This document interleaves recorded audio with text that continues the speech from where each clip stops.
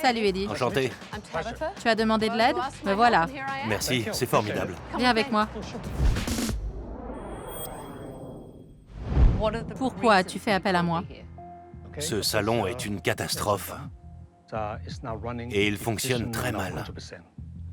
Tu possèdes 2 salons. Quel est le montant de tes dettes? L'ouverture du second salon nous a amené à 750 000 $ de dettes. Waouh, d'accord. Tu dois être un peu stressé. J'ai dépassé ce stade. Où en es-tu? Je suis aux abois. Si ça continue comme ça, que les dépenses augmentent, je ne tiendrai plus très longtemps. Je te supplie de m'aider. Bon, on va voir ce qu'on peut faire. Dis-moi qui est cette jeune femme. C'est la manager. Et la manager du salon se coiffe alors qu'une cliente est assise à quelques mètres d'elle. Je n'ai pas envie d'être un dictateur et leur dire exactement ce qu'ils doivent faire. Ce n'est pas pour ça que j'ai ouvert mon salon de coiffure. Là, il ne s'agit pas de jouer les dictateurs, mais de gérer ton affaire. Cette jeune femme est censée diriger ton salon. Et voilà l'exemple qu'elle donne. Tu trouves que c'est acceptable?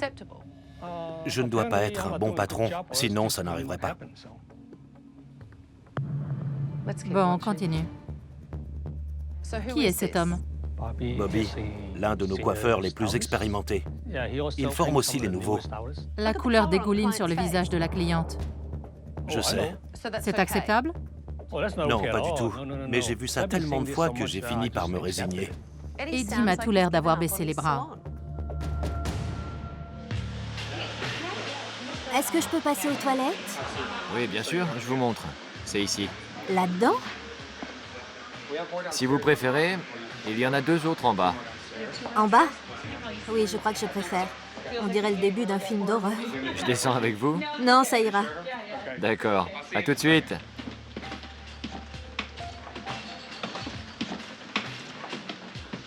Regardez-moi ce bazar. Je sais pas ce qui s'est passé, mais ça pue et c'est pas moi. D'accord. On ne peut pas dire que ces toilettes soient propres, professionnelles et hygiéniques. Oui, c'est vrai. On continue. Bah, qu'il y a une touffe de cheveux par terre. C'est dégueu. Vas-y, Lindsay, ramasse-la. C'est pas mon boulot. C'est pas le mien non plus. Qu'est-ce que tu penses de cette phrase? C'est pas mon boulot. C'est décevant. Mais il faut que j'engage quelqu'un pour le ménage. Je ne suis pas une bonne à tout faire et je n'ai pas l'intention de le devenir. Le salon a besoin d'un bon coup de balai, mais mes employés sont un peu des incapables. Eddie parle de son salon comme d'une catastrophe et de son équipe comme des incapables. Pas étonnant que son salon n'aille pas bien. Bon, j'en ai assez vu. Donne-moi tes clés, Eddie. Je prends les rênes.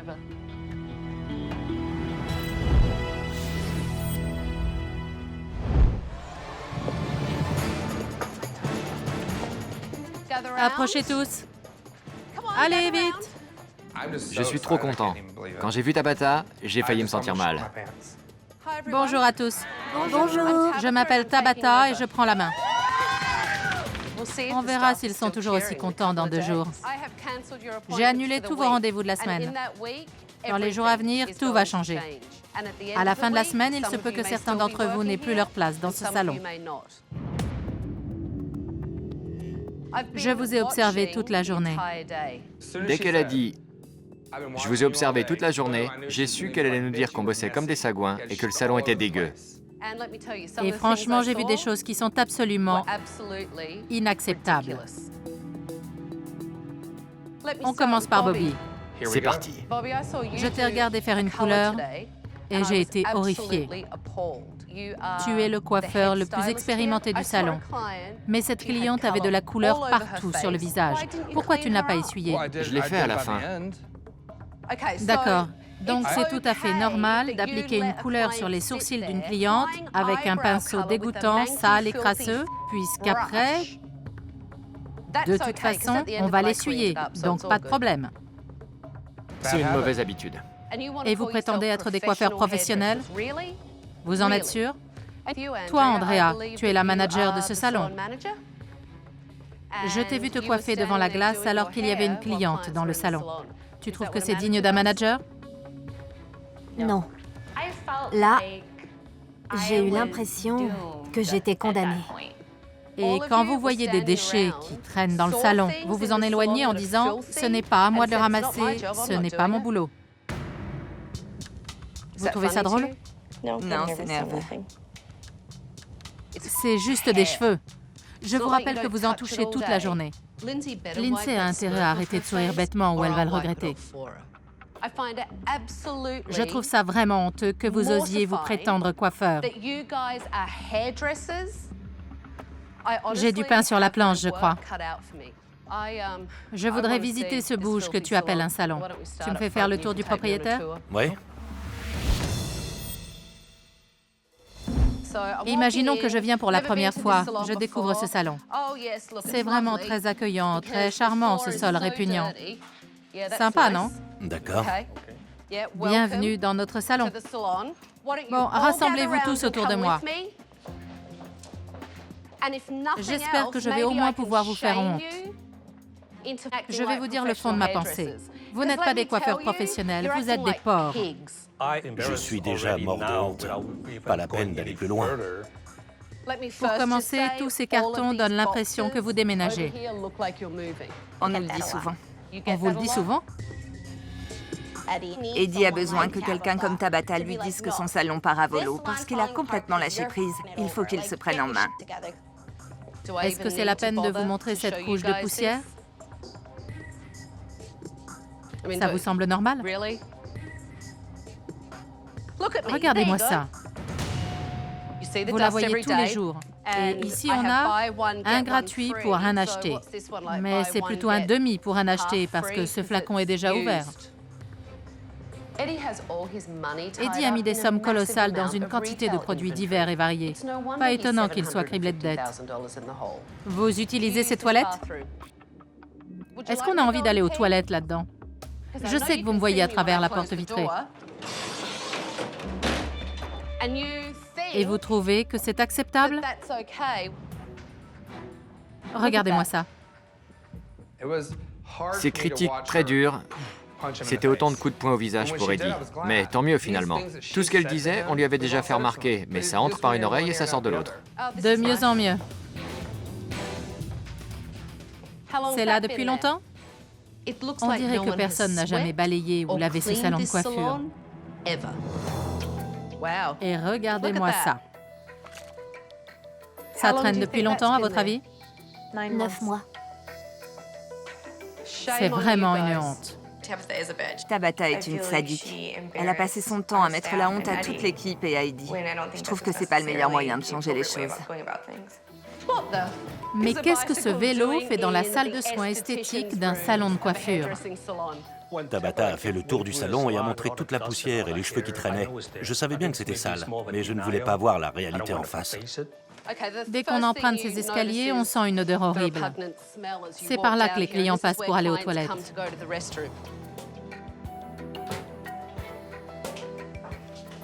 D'accord. Je n'ai même pas envie de me laver les mains là-dedans. C'est vraiment répugnant. C'est sale et ça sent mauvais. Il stocke des centaines de milliers de dollars en produits de coiffure. C'est la salle de pause de l'équipe?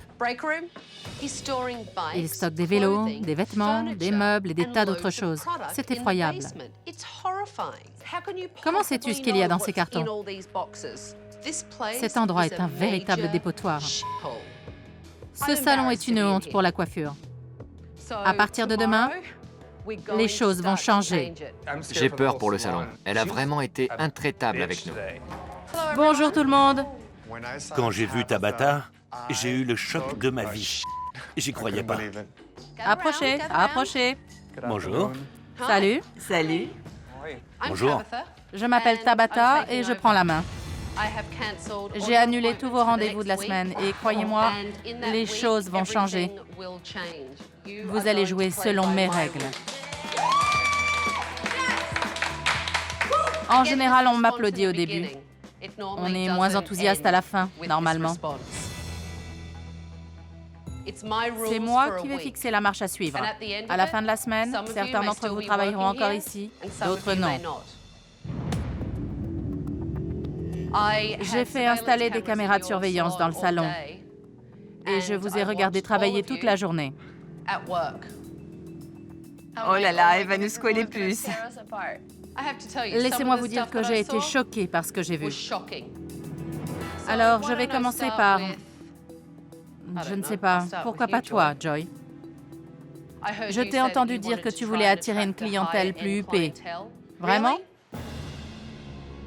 Commence par te regarder dans une glace, crache ton chewing-gum et sois un minimum professionnel. Je suis tendue parce que je suis une grande gueule. Ça ne m'étonnerait pas qu'on ait des mots, Tabata et moi. Tu as parlé à Pablo devant les clients d'une manière inadmissible. Vous l'avez tous traité comme s'il était votre boniche. On ne m'a jamais traité de boniche. Jamais. Je ne suis pas votre bonne, croyez-moi. Je vous ai vu vous crier dessus devant tout le monde. Alex, une cliente est venue demander les tarifs. Tu lui as dit que tu allais chercher le manager. Tu as oublié. Tu es retourné à ta cliente et l'autre est parti. C'est un manque à gagner pour vous tous. Et Pablo court partout comme un poulet décapité. Il mélange vos couleurs, il fait l'assistant, il répond au téléphone et il ne peut pas accueillir les clients. Une tigresse. Ah, griffe d'or. Ah, prête à nous dévorer tout cru. Terrifiant. Il faut que je voie le salon. Fais-moi visiter. D'accord. Allez nettoyer vos postes.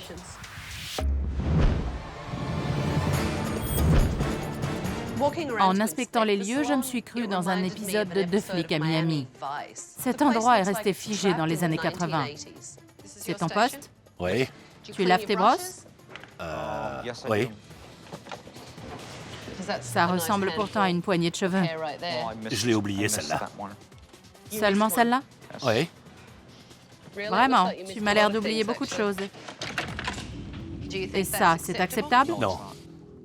On dirait que Carlos n'a pas nettoyé son poste depuis des mois. Les clients achètent des produits couverts de poussière. Oui? Ouais. Tu en vends beaucoup? C'est loin d'être suffisant. Tu m'étonnes. Je ne savais pas que mon salon était aussi mal tenu. Les pieds de chaise n'ont pas été nettoyés depuis quand?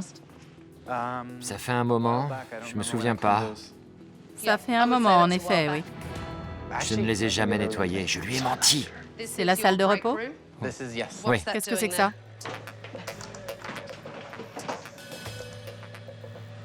C'est dégueulasse. C'était un cafard monstrueux, un cadavre tout recroquevillé, comme si le salon lui faisait tellement horreur qu'il était mort dans d'atroces souffrances. Cette journée m'a permis d'évaluer l'ampleur du problème. Demain, 9 h, réunion du personnel. Joy, laisse ton attirail disco à la maison. Au moins, je ne suis pas le seul à la trouver vulgaire. Ce n'est pas professionnel. Bonjour Jackie, c'est Tabata. Tu peux me rejoindre dehors? J'arrive. J'ai observé Jackie et son équipe grâce aux caméras de surveillance. Et je veux lui montrer ce que j'ai vu. Salut Jackie. Ça va? Oui, et toi? Ça va. Tu m'as appelé à l'aide, me voici. Suis-moi. Quel était ton objectif quand tu as ouvert le salon? Au départ, je voulais que ça fonctionne comme une coopérative. Je voulais que mes coiffeurs s'y sentent chez eux. Donc, ils te payent un loyer? Oui. Pour pouvoir exercer chez toi? Oui. Tu y es souvent au salon? Actuellement, je n'y viens que le vendredi et le samedi. Je ne supporte plus cet endroit. C'est un vrai cirque. Parle-moi de ta situation financière. J'ai plus de 125 000 $ de dette. Ça, c'est un problème. Oui, c'est un gros problème. Tous les mois, il y a des impayés ou des chèques en bois. Ça fait boule de neige et je n'arrive pas à payer le loyer. J'ai été obligée de déclarer faillite. C'est grave. Ouais. C'est très grave. Ouais. Ton personnel sait que tu as déclaré faillite? Non. Si on ne m'aide pas, je devrais fermer boutique. Ça me rend triste. Bien sûr que ça te rend triste. Ça doit te faire mal. Ouais, ça fait mal de voir la réalité en face, parce que ça m'oblige à faire des choix difficiles. Bon. Voyons ce que ça donne. Tiens, un SMS. Lorraine est restée plantée là toute la journée. Elle travaille à l'accueil. Elle est censée vous représenter, ton salon et toi. Ouais.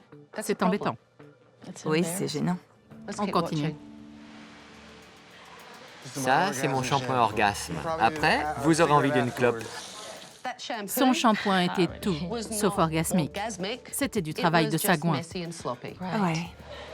Je fume pas de cigarette. Ce que je fume, c'est illégal ici. En gros, Brian vient d'insinuer qu'il a de la ganja en stock. Il ne voit pas où est le problème. Leur manque de professionnalisme est affligeant. Je ne sais pas quoi dire. Voyons la suite. Je me souviens, ils couchaient ensemble et elle lui a dit « Tu veux que je meure ou bien j'ai le droit de péter ?» Jazz a osé raconter une histoire de paix devant les clients. Je n'en reviens pas des énormités qu'elle peut sortir. Comment peux-tu tolérer ça? Je fais comme si de rien n'était. C'est incroyable. On continue. Tu sais, Jackie, il faut que je te dise, tu as passé toute la journée dans ta tour d'ivoire, sans faire attention à ce que faisaient tes coiffeurs, sans voir que Lorraine ne faisait pas son boulot à l'accueil. J'ai vraiment l'impression que tu as baissé les bras. J'ai tellement le moral à zéro que j'ai perdu la motivation. Je ne me donne plus autant qu'avant, parce que c'est le bazar. Oui, je confirme. Donne-moi tes clés, je prends les rênes. Suis-moi.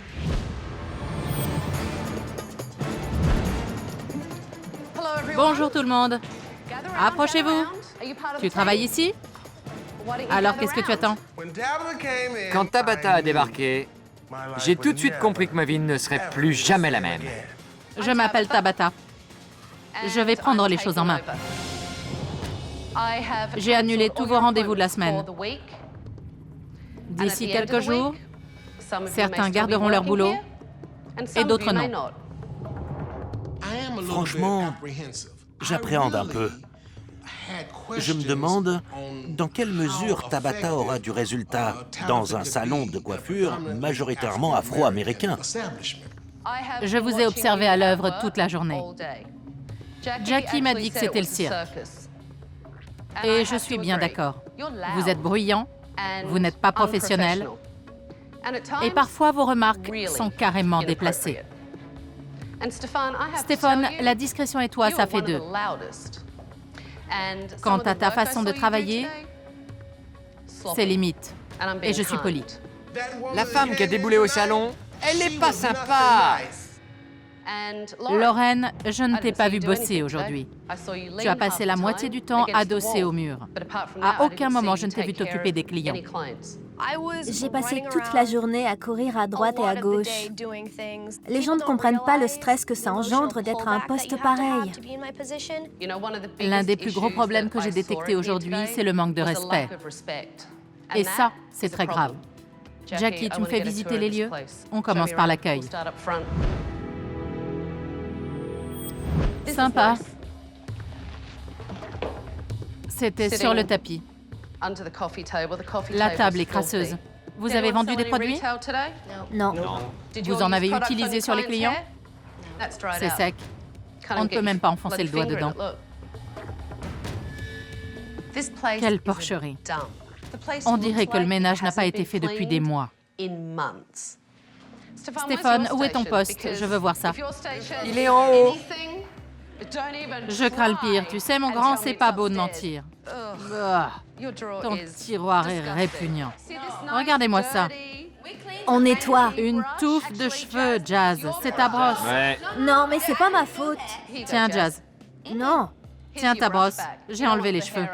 Merci. À ta place, je la laverai. Stéphane, ce mec, il est crade de chez crade. Et en plus, il pique nos affaires. Des cookies. Dégueu. C'est quoi ça? Ton 4 heures? Elle a trouvé mes cookies. Quelle honte. T'as un chewing-gum? Je peux le jeter. Je n'aime pas ça. J'ai avalé le mien tout à l'heure. C'est vrai? Oui, vous m'avez fait peur. Tu l'as avalé? Oui, quand vous êtes arrivé. La prochaine fois, pas de chewing-gum. Jackie, j'espère que c'est propre là-haut parce que c'est ton poste. Oui, c'est un bazar sans nom à l'étage. Charmant. C'est quoi? Du décolorant. Et ici? Ça, c'est mon KGB. C'est là que tu planques toutes tes vieilleries. Oui, c'est ça. Notre salon, ce n'est quand même pas un taudis. Mais bon, c'est vrai qu'on a besoin d'aide.